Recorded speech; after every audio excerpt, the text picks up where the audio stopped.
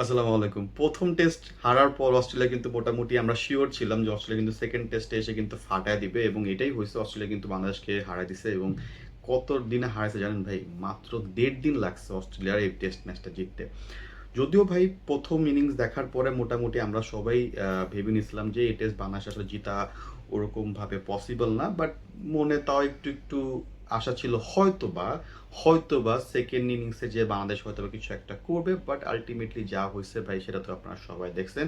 So আজকের ভিডিওতে ভাই পুরো ব্যাপারটা নিয়ে কথা বলবো। সো যারা আমার সাথে আছেন পুরো ভিডিওটা দেখবেন। আর যারা নতুন আসছেন তারা কিন্তু অবশ্যই ভিডিওটাকে সাবস্ক্রাইব করে দিবেন। এটা কিন্তু অবশ্যই ভুলবেন না। তো চলুন ভিডিও নিয়ে আসে কথা বলি। দেখেন প্রথম ইনিংস বাংলাদেশের দেখার পরে কিন্তু সবাই আমরা হতবাক হইছি। কারণ ফার্স্ট ইনিংসে বাংলাদেশ যেভাবে ব্যাটিং করছে, সেকেন্ড টেস্টে এসে যে বাংলাদেশ এরকম ভরাডুবি মার্কা ব্যাটিং করবে ভাই এটা কিন্তু কেউ আশা করে নাই। যাই হোক 64-এ বাংলাদেশ অল আউট হয়ে গেছিলো এবং যখন অস্ট্রেলিয়া ব্যাটিংয়ে গেছে তখন কিন্তু দেখবেন বাংলাদেশের বলাররা যেভাবে বোলিং করছে অসাধারণ বোলিং করছে ভাই। অস্ট্রেলিয়াকে যে এত কম রানের মধ্যে আটকে দিবে ভাই এটা কিন্তু মানে আশা করিনি। বাংলাদেশকে অস্ট্রেলিয়াকে মোটামুটি আপনার ধরেন 210-এর মধ্যে সেকেন্ড ডেতে যখন আমরা দেখলাম স্টার্টিংয়ে 210-এর মধ্যে কিন্তু বাংলাদেশি বলাররা অস্ট্রেলিয়া কিন্তু আটকে দিচ্ছে এবং শরীফুল যেভাবে বোলিং করছে ওয়াও ভাই, মানে সুন্দর থাকে না একেবারে পারফেক্ট। যে একটা টেস্ট বলার যদি বলেন শরীফুল কিন্তু এরকম পারফেক্ট টেস্ট বোলিং করছে ভাই। সুইং, টার্ন, বাউন্সি, হ্যাঁ, লাইন লেন্থ বলেন। ইভেন আপনি যদি এটাও দেখবেন যখন ক্যামেরন গ্রিনকে ও আউট করছে সেকেন্ড ডেতে তখন যে তার যে রিভিউটা, শরীফুল কিন্তু মোটামুটি বল করেই যে শিওর ছিল যে ভাই এটা আউট, আমরা আমরা এটা নিবই, আমরা ভাই থার্ড আম্পায়ার কল নিবই। এটা এটা কিন্তু হি ওয়াজ শিওর যে এটা আউট হয়েছে।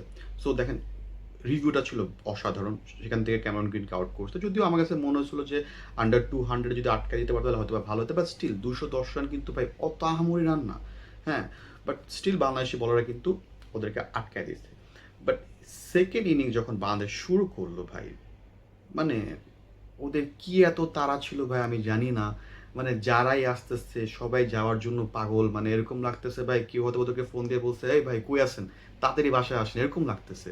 ভাই ব্যাটিং ছাড়েন, বাসায় আসেন, আড্ডা দিই, গপ্পসপ্পর করি, ইম্পর্টেন্ট কাজ থাকলে করি। মানে এরকম ভাই টেস্ট ম্যাচ আছে, সময়ের অভাব নাই, ওভারের অভাব নাই, এত কিসের তাড়া? মানে কিছু মানে বলিং করতেছে, স্টাম্পের বাইরে বল মারার কি দরকার? হুদাই নেসেসারি আননেসেসারি ভাই আপনারা কেন ভাই পুল শট খেলতেছেন, আহ, মানে রিভার্স সুইপ করতেছেন কেন? দরকার কি? মুশফিকুর রহিমের ব্যাটিংটা দেখছেন কত সুন্দর সেন্সিবল ব্যাটিং করতেছিল। আর আজকে আমার জানি কি মনে হচ্ছিল যদি মুশফিকুর রহিম মানে থাকে না যে ওর সাথে যদি কেউ যদি সাপোর্ট দিত সে আজকে বেশ ভালো একটা রান করতে পারতো, বিকজ খুবই সেন্সিবল ব্যাটিং করতেছিল। কোনো আননেসেসারি শট সে খেলে নাই। আজ এরা কোনো থাকে না স্টাম্পের বাইরে বলকে খোঁচা মারার কোনো দরকার সে করে নাই। এছাড়া যারা আসছে ব্যাটিং করতে, ভাই কি দরকার? স্টাম্পের বাইরে বল ছেড়ে দেন, মারার দরকার নাই তো। দেখতেছেন ভাই বল টার্ন করতেছে, সুইং হইতেছে, বাউন্স হচ্ছে, কি দরকার? স্টাম্পের বাইরে বল পাইতেছেন, খোঁচা মারতেছেন, আউটে যেতেছেন। যাই হোক কিছু বলার নেই। একজন ব্যাটসম্যানকে নিয়ে আমি একটু বলতে চাই, সাদমান ইসলাম। আমি জানি না ওনাকে কেন নেওয়া হয়েছিল এই টেস্টে। আমি কিন্তু প্রথমেই যখন বাংলাদেশের প্রেডিকশন করছিলাম যে বাংলাদেশের প্লেইং 11 কারা কারা হতে পারে তখন আমি বলছিলাম যে সৌম্য সরকারকে কিন্তু নেওয়া উচিত ছিল এই টেস্টটাতে। কারণ কি এইসব উইকেটে না সৌম্যর কিন্তু ভালো এক্সপিরিয়েন্স আছে ওরকমভাবে ব্যাটিং করার। কিন্তু সাদমান ইসলামের ওরকম আমি কখনো দেখি নাই সে আসলে এরকম উইকেটে ব্যাটিং করতে বা কনফিডেন্টলি ব্যাটিং করতে। আপনি যদি দেখেন সে স্টার্কের যখন বল করতেছিল তার কিন্তু ব্যাট থাকে না যে এরকম মনে হচ্ছে সে সে শিওর না, সে বলটা কোথায় খেলবে সে জানিই না। মানে থাকে না যে ভয় পাচ্ছিল, এরকম মনে হচ্ছে যে স্টার্কের বল দেখে, মানে এমন না যে তাকে মানে মানে কে না কে বল করতেছে, মানে এরকম নার্ভাস মানে ব্যাটিং করার সময় আমি সচরাচর মানে থাকে না অ্যাজ এ ওপেনার আপনার কিন্তু এরকম হওয়া উচিত না। আপনারা যদি দেখেন তার ব্যাটিং, মানে তার শর্ট সিলেকশন নাই বললেই চলে। সে জানে না যে কোন বলটাকে কই খেলবে। হ্যাঁ, মানে আননেসেসারি বলটাকে আসলেই আপনি ডিফেন্স করতেছেন। ওয়ার আপনি যখন শান্তকে দেখবেন, শান্ত কিন্তু দেখবেন খুব সুন্দর মতো স্টার্কে খেলতেছিল। কাভার ড্রাইভ বলেন আপনার মানে স্ট্রেট ড্রাইভ বলেন, কত সুন্দর সে মানে খেলতেছিল, রাইট? বাট স্টিল আউট হয়েছে ফাইন, ওটা ব্যাপার না। কিন্তু খেলার তো একটা ধরন আছে, আপনি যখন আউট হবেন তখন তো একটা প্যাটার্ন আছে যে আমি এভাবে আউট হয়েছি। সো আমার কাছে মনে হচ্ছে যে সাদমান ইসলাম কিন্তু রেডি ছিল না এই টেস্টের জন্য। কজ আপনি যখন এত ভালো ভালো প্লেয়ারদের এগেনস্টে খেলবেন আপনার কিন্তু ওরকম একটু এক্সপিরিয়েন্স, ওরকম শর্ট সিলেকশনের যে মানে আইডিয়া এগুলো কিন্তু থাকা উচিত ছিল। যেখানে আমার কাছে মনে হয়েছিল যে সৌম্য সরকার কিন্তু এরকম যে শর্ট সিলেকশন বলেন বা ওরকম দেখে শুনে খেলার যে আইডিয়াটা, এটা সৌম্য সরকার কিন্তু দেশের বাইরে বেশ ভালোই আছে। দেশে কিরকম এটা আমি জানি না, বাট দেশের বাইরে কিন্তু বেশ ভালোই তার এরকম আইডিয়াটা ছিল। সো তাকে আই গেস নিলে মনে হয় একটু বেটার হতো। যদিও কিরকম ইফেক্ট আসতো এটা আমি জানি না, বাট আমার কাছে মনে হচ্ছিল সে থাকাটা উচিত ছিল।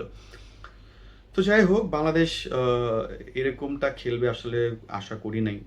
ব্যাটসম্যানরা এরকম খুবই প্রতিবারই কিন্তু ব্যাটসম্যানরা বাংলাদেশের হতাশ করে।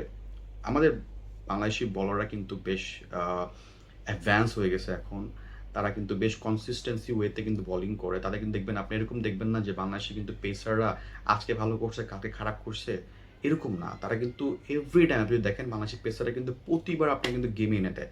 আপনারা যতবারই দেখবেন যে বাংলাদেশ কখনো ব্যাটিং থেকে আউট হয়ে গেছে, ওখানে কিন্তু বলার এসে তাদের কাজ করে দেয়। কিন্তু ব্যাটসম্যানরা যে ভাই আর কবে এসে এরকম বুঝবে, একদিন ভালো খেললে পরের দিন খারাপ, মানে এটা একটা মহামারী আকার ধারণ করছে। বাংলাদেশের উচিত এটা নিয়ে এখন থেকে আরো বেশি সিরিয়াস হওয়া।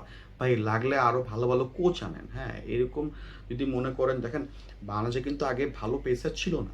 বাংলাদেশ কিন্তু ম্যাক্সিমাম টাইম কিন্তু স্পিন উপর ডিপেন্ডেবল ছিল। বাট আপনি যখন এরকম পেসারদেরকে নিয়ে কাজ করছেন, ভালো ভালো কোচদেরকে আনছেন, ভালো ভালো থাকে না যেসব নিয়ে যখন ট্রেনিং করছেন, সোর্সিং করছেন, বের করছেন, দেখেন ভালো পেসার পাইছেন না আপনারা। এরকম হয় এখন যখন নাহিদ রানা যখন থাকে না, তখন কিন্তু ওরকম ফিল হয় না যে ভাই নাহিদ রানা নাই বা মুস্তাফিজুর নাই। দেখেন ওদের জায়গাও কিন্তু এখন রিপ্লেসমেন্ট চলে আসছে বোলিংয়ে, স্পেশালি পেস বোলিং ইউনিটে। বাট ব্যাটিংয়ে কিন্তু ওরকমটা এখন পর্যন্ত ভাই আমরা দেখতেছি না। সো এখন থেকে বাংলাদেশের উচিত হবে ভাই আপনারা কিন্তু এই সেক্টরটাকে নিয়ে কাজ করেন, এটাকে আরও এটাকে কিভাবে ইমপ্রুভ করা যায়, কিভাবে ব্যাটারটা একটু থাকে না যে কনসিস্টেন্সি ওয়েতে রান করতে পারে, তাই না, কনস্ট্যান্ট থাকেন ভাই। আপনি আজকে 100 করলেন, পরের দিন ডাক, একদিন 50 করলেন, পরের দিন 2 রান, একদিন আপনারা মানে সেই খেলা দিলেন, পরের দিন ভাই কাজের সময় এসে আপনার নাই। তো এইগুলো আসলে মানে আপনাকে এইসব খেললে না আপনার শুধু ম্যাচ জিততে পারবেন, হয়তো একটা দুইটা ম্যাচ জিততে পারবেন, বাট কখনো লং রানে যেয়ে না কোনো টুর্নামেন্ট বলেন বা কোনো আইসিসি কোনো ট্রফিতে আমার কাছে মনে হয় না বেশি একটা বেনিফিট দিবে। এই জন্য আমার কাছে মনে হয় যে বাংলাদেশ আসলে কোনো টুর্নামেন্টে গেলে ওরকম ভালো খেলতে পারে না, কারণ তাদের মধ্যে না ওরকম যে মানে থাকে না যে কনসিস্টেন্সি ওয়েতে যে খেলাটা, যে থাকে না যে ধারাবাহিকভাবে যে খেলাটা, এটা তাদের মধ্যে নাই। এরা একদিন ভালো খেললে পরের দিন কিন্তু যে তাদের আগের রূপে চলে আসে। সো আমাদের উচিত বাংলাদেশ টিমদেরকে অবশ্যই সাপোর্ট করা। যদিও বাংলাদেশ ভালো খেলছে, ফার্স্ট টেস্ট জেতাটা কিন্তু খুবই ইজি ছিল না, এটার জন্য অবশ্যই তাদেরকে সম্মান করা উচিত। বাট সেকেন্ড টেস্টে এসে ভাই আরেকটু ভালো মতো হারলেও আমার কাছে মনে হতো যে না, বেটার ছিল। এরকম না হেরে যদি আমরা একটু থাকে না যে ক্রিকেট খেলে হারতাম, তাহলে আমার কাছে মনে হয় যে না, একটু নিজেকে বুঝতে পারতাম যে না, বাংলাদেশ কিন্তু ভালো খেলছে সেকেন্ড টেস্টে। কিন্তু যেভাবে হারলেন, এটা আসলে খুবই ডিসঅ্যাপয়েন্টিং, বিকজ আমরা কিন্তু ভাই ক্রিকেট ফ্যান, আমাদের কিন্তু চাওয়া অবশ্যই বেশি থাকে। স্পেশালি যখন আপনারা যখন ভালো খেলেন, আমরা সবসময় প্রেইজ করি, যখন খারাপ খেলেন তখন কিন্তু বলতেই হয় যে ভাই কী খেললেন, রাইট? তো আশা করবো যেন বাংলাদেশ ভালো খেলে। আর একটা কিন্তু গুড নিউজ, সেটা হচ্ছে বাংলাদেশ কিন্তু টেস্ট র্যাঙ্কিংয়ে এখন নাম্বার 6-এ চলে আসছে। তো এটাও কিন্তু বাংলাদেশের জন্য একটা বড় অ্যাচিভমেন্ট, বিকজ এর আগে কিন্তু বাংলাদেশ কখনোই নাম্বার 6-এ বাংলাদেশ আসে নাই। সো কিছু কিছু ভালো দিক অবশ্যই আছে বাংলাদেশ টেস্ট টিমের জন্য, আর কিছু কিছু খারাপ দিক অবশ্যই আছে। বাট এই দুটা নিয়ে আসলে ডিসকাস করে বাংলাদেশের টিম ম্যানেজমেন্টের উচিত এখানে কাজ করা, ব্যাটারদেরকে আরও কীভাবে ভাই ইমপ্রুভমেন্ট করা যায়, কীভাবে ওদেরকে ধারাবাহিকভাবে ক্রিকেট মানে ম্যাচ রান করা যায়, এগুলো শেখানো। হ্যাঁ, আর আননেসেসারি শট খেলে আউট হওয়া, এগুলো আর কবে বন্ধ হবে আমি বুঝি না। মানে বাংলাদেশের উচিত ভাই এখন থেকে এগুলোকে যত তাড়াতাড়ি সম্ভব এগুলা বের করেন। বিকজ আপনি যখন একটা সেক্টরে খুব ভালো করতেছেন, ওরা কিন্তু ভাই মানে খারাপ লাগবে ওদের কাছে যে আমরা তো ভালো করতেছি বাট ব্যাটারটার থেকে কোনো রকম ফিডব্যাক পাচ্ছি না, right? So hope for the best. আশা করি যেন বাংলাদেশ সামনে এইসব জিনিস দেখে দেখে আরও শিখে এবং আরও ভালো ক্রিকেট খেলে। সো আজকের জন্য এই পর্যন্তই। যদি ভালো লেগে থাকে অবশ্যই আপনার মতামত আমাদের কমেন্ট বক্সে জানাবেন। আর যেহেতু আমি নতুন ভাই, অনেক কিছু আমার দ্বারা ভুল হতে পারে। সো যদি কোনো কিছু ভুল হয়ে থাকে অবশ্যই ভাই ক্ষমা চোখে দেখবেন। সো আজকের জন্য এটুকুই। আল্লাহ হাফেজ।